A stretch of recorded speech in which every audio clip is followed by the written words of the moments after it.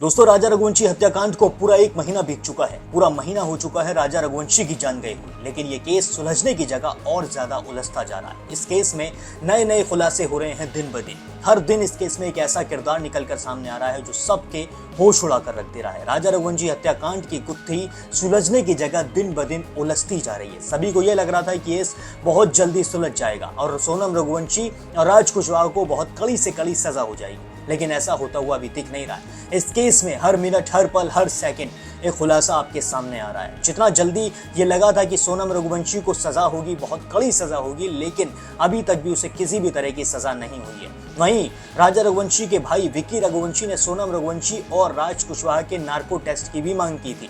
SIT से उसने कहा था कि सोनम रघुवंशी का नार्को टेस्ट होना चाहिए, तभी ये लोग सच बोलेंगे। ये लोग इस केस को पूरी तरीके से घुमाना चाह रहे हैं, इस केस को गुमराह करना चाह रहे हैं। इसी के चलते राजा रघुवंशी के पूरे परिवार ने कहा था कि सोनम का नार्को टेस्ट होना चाहिए, तभी वो सच बोलेगी। लेकिन अब एसआईटी ने कह दिया है कि सोनम रघुवंशी का नार्को टेस्ट नहीं होगा। जी हाँ, एसआईटी ने साफ कर दिया है कि सोनम और राज का नार्को टेस्ट हम बिल्कुल भी नहीं करेंगे। और वो सोनम रघुवंशी का नार्को टेस्ट क्यों नहीं करेंगे, ये मैं आपको आगे बताऊंगा। लेकिन इससे पहले आप ये जान लीजिए कि राजा रघुवंशी हत्याकांड में और कितने नए किरदार सामने आए हैं। इस केस में जो एक नया किरदार सामने आया है उसका नाम है शिलोंग जेम्स। जी हाँ, शिलोंग जेम्स वही व्यक्ति है जिसने सोनम रघुवंशी को रहने के लिए अपना फ्लैट दिया था।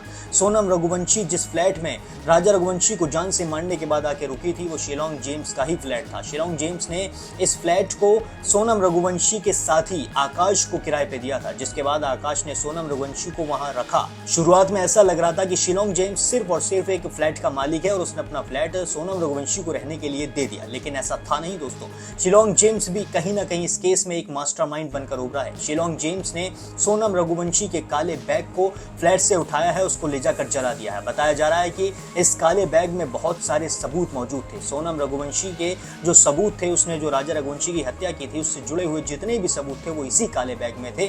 और शिलोंग जेम्स इस काले बैग को उस फ्लैट से उठाकर ले गया खाली प्लॉट में, और खाली प्लॉट में ले जाकर उसे पूरी तरीके से जला दिया। जिसके बाद इसी सोसाइटी के सिक्योरिटी गार्ड बलबीर पहलवान को भी गिरफ्तार किया गया है। जी हाँ, कहीं ना कहीं इस गार्ड और शिलोंग जेम्स दोनों की ही मिलीभगत इस केस में सामने आ रही है। इन दोनों को अब गिरफ्तार कर लिया है। पुलिस ने इनकी 7 दिन की ट्रांजिट रिमांड ली है। अब पुलिस इनकी कुटाई करेगी और इनसे सच निकलवाएगी। जिस तरीके से राज कुशवाहा और 3 सुपारी किलर्स और सोनम रघुवंशी की कुटाई पुलिस ने की और उन्होंने धीरे धीरे सच बोलना शुरू किया, एक के बाद एक किरदार सामने आना शुरू किया, ऐसे ही अब बलबीर और शिलोंग जेम्स भी सच बोलेंगे और सारे राज खोलेंगे। सोनम रघुवंशी का तो ये भी कहना है कि मेरे परिवार की वजह से ही राजा रघुवंशी की जान गई है। जी हाँ, सोनम रघुवंशी ने कहा है कि मेरे माता और पिता ने मेरी बात नहीं मानी थी। मैंने उनसे शुरुआत में साफ किया था कि मैं राजा रघुवंशी से शादी नहीं करना चाहती हूँ, मेरा उसमें कोई इंटरेस्ट नहीं है, लेकिन उन्होंने मेरी बात नहीं मानी थी।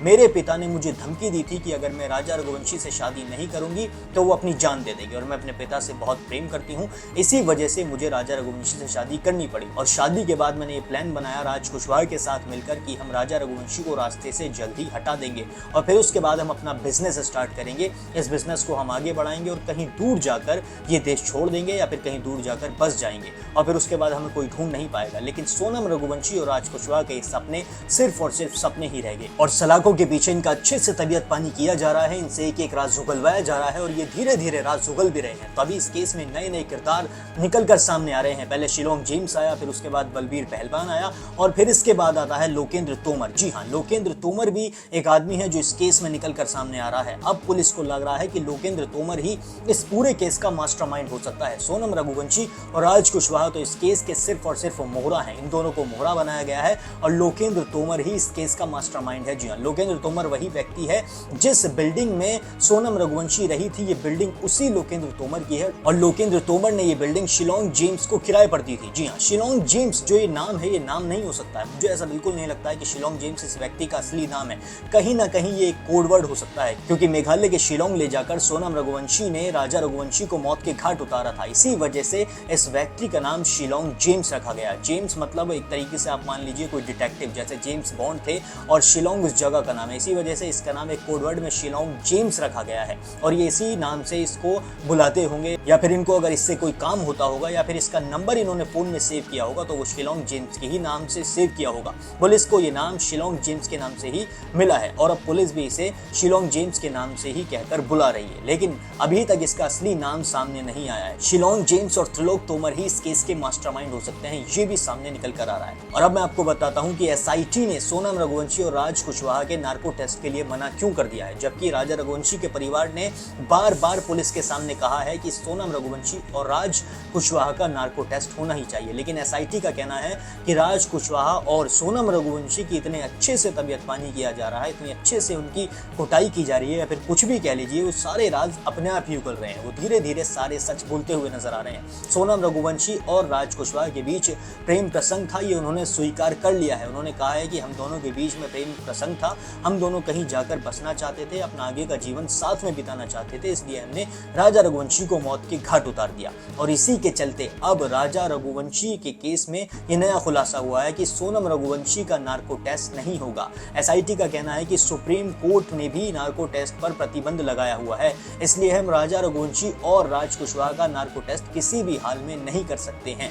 सोनम रघुवंशी धीरे धीरे अपने आप ही सारे राज उगलते हुए नजर आ रही है और हमारे पास सारे सबूत मौजूद हैं। मतलब हमारे पास इतने सबूत हैं कि हम सोनम को और राज को कड़ी से कड़ी सजा दिला सकते हैं, इसलिए हमें नार्को टेस्ट की जरूरत नहीं है। अब आप हमें कमेंट करके बताएं कि आपको क्या लगता है, सोनम का और राज का अभी भी नार्को टेस्ट होना चाहिए या नहीं, और सोनम और राज कुशवाहा को इस गुनाह के लिए आखिर क्या सजा होनी चाहिए, कमेंट सेक्शन में जरूर बताएं। और अगर आप चाहते हैं कि राजा रघुवंशी को न्याय मिलना ही चाहिए तो कमेंट में जस्टिस फॉर राजा रघुवंशी जरूर लिखें। बाकी देश और दुनिया की सभी बड़ी खबरों के लिए अभी सब्सक्राइब कर लें द न्यूज़। अभी आरोपियों की रिमांड पूरी हो रही है, सिरांग पुलिस ने जो रिमांड मांगी थी 8 दिन की, क्या करें? देखिए, जिस प्रकार से 8 दिन की इनकी डिमांड जो मांगी गई थी उस प्रकार से मुझे यहाँ तक लग रहा है तो सोनम ने अभी तक उसका सारा जुर्म कबूल नहीं किया है और ये पुलिस को गुमराह कर रही है। तो हम लोग चाहते इसमें है तो सोनम और इनके बाकी आरोपी जो है इन सभी की रिमांड अभी 8 दिन की बढ़ाई जाए, तो इसमें कुछ बातें जो छुपी हुई है वो निकल जाएगी बाहर। अभी सोनम बार बार पुलिस को एक ही बात कह रही है कि मैं शामिल नहीं थी, मेरे द्वारा हत्या नहीं की। देखिए, पुलिस को गुमराह कर रही है, हम लोग इसे चाह रहे हैं तो उनकी रिमांड अभी आगे बढ़ेगी और अभी तो रिमांड बढ़ने पे जिस प्रकार गुमराह कर रही है वो सारी सच्चाई बाहर निकल जाएगी। कल एसआईटी की टीम भी आपके यहाँ पूछताछ के लिए आई थी, क्या क्या पूछताछ हुई, क्या पूछा गया टीम के द्वारा? नहीं, एसआईटी टीम जो आई थी उसमें खाली पूछताछ टाइप की हुई थी। तो आप लोग आपके घर में जो है सोनम कितनी रुकी थी, आपको किसी भी शक नहीं हुआ था, सोनम किस प्रकार रही थी, किस प्रकार से फ़ोन यूज़ करती थी, तो हम लोगों ने उनको ये कहा था। तो सोनम जो है, सोनम जब रही थी इस टाइम तो मोबाइल में चैट करती थी और बातचीत भी करती थी फ़ोन में ऊपर रूम में जाके। तो क्योंकि हम लोगों ने शक इसलिए नहीं करा ज़्यादा क्योंकि इसके बाद अपने माता पिता जो है दोनों ने कहा था हमको, तो सोनम जो है कंपनी में जो उसका जो काम रहता है उस प्रकार से कंपनी के क्लाइंटों से बात करते रहती है, तो हम लोगों से शक नहीं करा ज़्यादा। किसी प्रकार की आर्थिक पूछताछ संपत्ति से संबंधित या व्यवहार कुशल को लेकर पूछा गया टीम के द्वारा कि किसके खाते में पैसे आते हैं, किसी नहीं, ये देखो ये चीज़ तो पुलिस की नॉर्मल चीज़ होती है जो पुलिस हर चीज़ पूछती है। जैसे कि हमसे पूछा गया था आपका बिजनेस क्या है, तो हमने बताया हमारा काम ट्रांसपोर्ट काम हमारा है और उसमें पैसे जो है हम तीनों भाई के खाते में आते हैं और राजा के खाते में पैसे आते हैं और राजा के खाते में ज़्यादा आते हैं।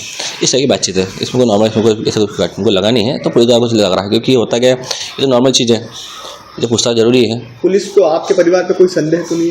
नहीं, देखो ये तो पुलिस के ऊपर है, पुलिस संदेह कर रही नहीं कर रही, पहले पुलिस काम पूरा कर रही है, हमें इसमें पुलिस पे कोई संदेह नहीं है।